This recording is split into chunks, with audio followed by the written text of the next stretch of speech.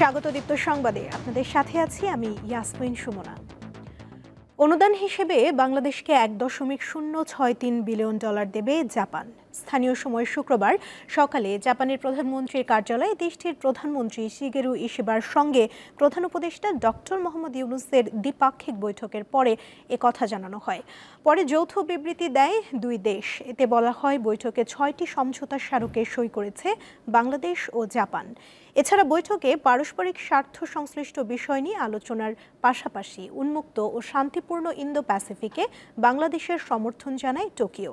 বিবৃতিতে আরও বলা হয় রোহিঙ্গাদের টেকসই ও নিরাপদ প্রত্যাবাসনই একমাত্র সমাধান। এর আগে সকালে জাপানের প্রধানমন্ত্রীর দপ্তরে পৌঁছালে বাংলাদেশের প্রধান উপদেষ্টা ডক্টর মোহাম্মদ ইউনূসকে গার্ড অফ অনার প্রদান করা হয়।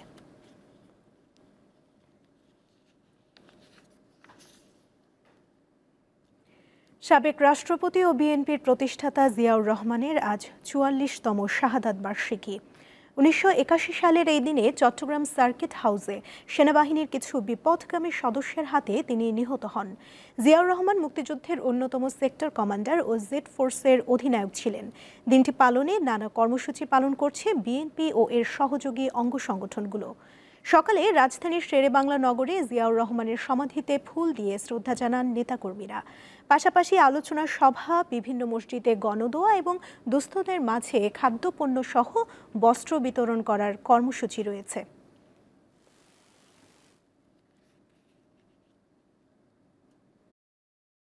যুদ্ধ করে একটি পতাকা, একটি দেশ, একটি সার্বভৌমত্ব বাংলাদেশের মানুষকে এনে দিয়েছিলেন। তার আজকের এই শাহাদত দিবসে, ৪৪তম শাহাদত দিবসে আমরা গভীর শ্রদ্ধার সঙ্গে স্মরণ করি বাংলাদেশি জাতীয়তাবাদের রূপকার এবং আধুনিক বাংলাদেশের রূপকার শহীদ রাষ্ট্রপতি জিয়াউর রহমান বীরুত্তমকে। খুব দুঃখের সঙ্গে একটা কথা বলছি, দেখলাম ইউনূস সাহেব জাপানে বসে বিএনপি সম্পর্কে বদনাম করছেন। একটু লজ্জাও লাগলো না দেশের সম্পর্কে বিদেশে বসে বদনাম করতে? তিনি বললেন একটি দল নির্বাচন চায়, আর আমরা বলতে চাই একটি লোক নির্বাচন চায় না, সে ইউনূস, উনি নির্বাচন চায় না। বঙ্গোপসাগরে সৃষ্ট গভীর নিম্নচাপটি বর্তমানে স্থলভাগে অবস্থান করছে। এটি ধীরে ধীরে উত্তর থেকে উত্তর পূর্ব দিকে এগোচ্ছে। বৃষ্টি ছড়িয়ে এটি ক্রমেই দুর্বল হয়ে পড়বে বলে জানিয়েছে আবহাওয়া অধিদপ্তর। ডিপ ডিপ্রেশন বা গভীর নিম্নচাপ সাগর থেকে ল্যান্ড ক্রস করা শুরু করেছিল গতকালকে, এবং আজকে পর্যন্ত এটার অবস্থান হলো টাঙ্গাইল এবং পার্শ্ববর্তী এলাকায়, এবং এটা স্থল নিম্নচাপ হিসেবে আছে দুর্বল হয়ে। ল্যান্ড ডিপ ডিপ্রেশন মানে গভীর নিম্নচাপটি দুর্বল হয়ে এখন স্থল নিম্নচাপ আকারে টাঙ্গাইল এবং পার্শ্ববর্তী এলাকায় অবস্থান করছে। এবং আজকে দিনের মধ্যে হয়তোবা, আজকে আমাদের 30 তারিখ, আজকের মধ্যে হয়তোবা সেটা আরও দুর্বল হয়ে মোটামুটি লঘুচাপের পরিণত হতে পারে।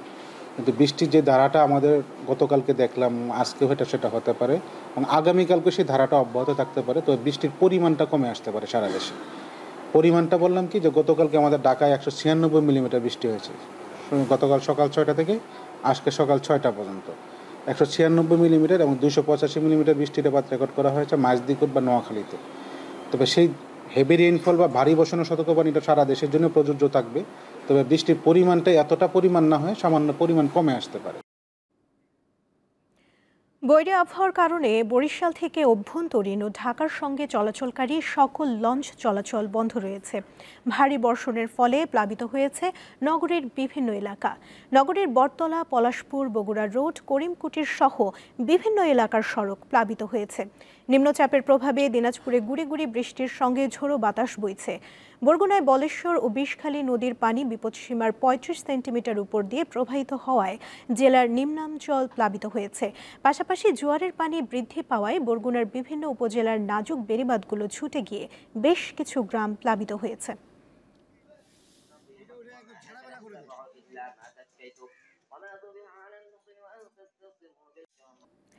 সর্বকনিষ্ঠ হিসেবে এভারেস্ট জয়ের নতুন রেকর্ড গড়েছেন বাংলাদেশের ইকরামুল হাসান শাকিল।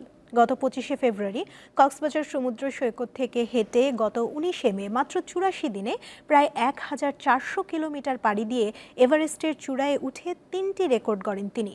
বৃহস্পতিবার বিকেলে নেপাল থেকে দেশে ফেরেন শাকিল। তার C2 সামিট জয়ের প্রধান পৃষ্ঠপোষক প্রাণ গ্রুপের পক্ষ থেকে বৃহস্পতিবার সন্ধ্যায় শাকিলকে সংবর্ধনা দেয়া হয়। সেখানে এভারেস্ট জয়ের সফলতার পেছনে লুকিয়ে থাকা গল্পগুলো তুলে ধরেন এই পর্বতারোহী। অনুষ্ঠানে প্রাণ গ্রুপের ব্যবস্থাপনা পরিচালক ইলিয়াস মৃধা, পরিব্রাজক ও বিএমটিসির সদস্য অনু তারেক এবং মিস্টার নুডলসের জেনারেল ম্যানেজার তোষণ পাল সহ প্রাণ গ্রুপের ঊর্ধ্বতন কর্মকর্তারা উপস্থিত ছিলেন।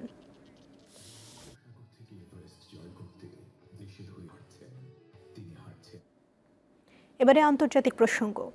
গাজায় নতুন করে যুদ্ধবিরতি এবং জিম্মি মুক্তি চুক্তির জন্য যুক্তরাষ্ট্রের সর্বশেষ প্রস্তাব প্রত্যাখ্যান করেছে হামাস।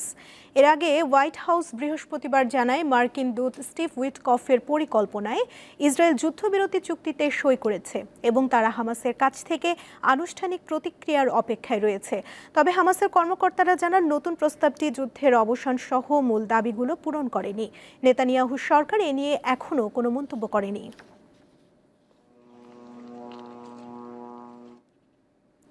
যুক্তরাষ্ট্রে আমদানি পণ্যের উপর প্রেসিডেন্ট ডোনাল্ড ট্রাম্পের শুল্ক নীতি কার্যকর থাকবে। বৃহস্পতিবার ফেডারেল আদালতের রায় সাময়িকভাবে স্থগিত করে এই আদেশ দিয়েছে দেশটির সুপ্রিম কোর্ট। বিবিসি জানিয়েছে আপিল আদালত নিম্ন আদালতের আদেশ সাময়িকভাবে স্থগিত করার জন্য হোয়াইট হাউসের একটি আবেদন মঞ্জুর করেছে। এর আগে বুধবার দেয়া মার্কিন আন্তর্জাতিক বাণিজ্য আদালতের রায় বিচারিক সীমা লঙ্ঘনের উদাহরণ বলে অভিহিত করেন ট্রাম্প।